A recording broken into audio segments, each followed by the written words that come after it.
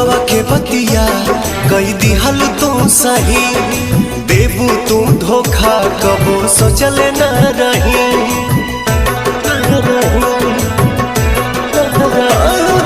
लोगवा के बतिया कई दिहल तू सही, देबू तू धोखा कबो सोचल न रही।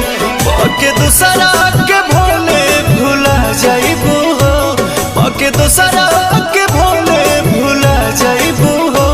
आँख से आँख अपना मिला पाइबू हो, आँख से आँख अपना मिला पाइबू हो।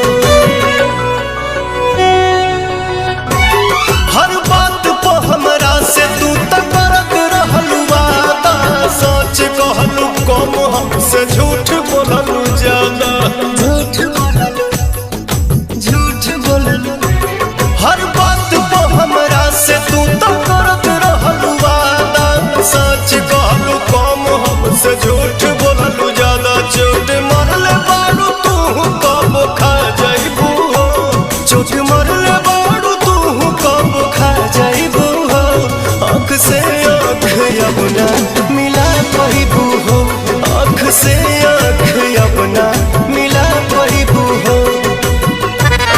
टिकबू न कहीं तू जाती हाल रही ऐसन, हर केहू मिली नया जात पवन जैसन। याद पवन याद पवन टिकबू न कहीं तू जाती हाल रही ऐसन, हर केहू मिली नया जात पवन जैसन। हमर जान के तनो सोहरत तू पा जाइबू हो, हमर जान के तनो सोहरत तू पा जाइबू हो।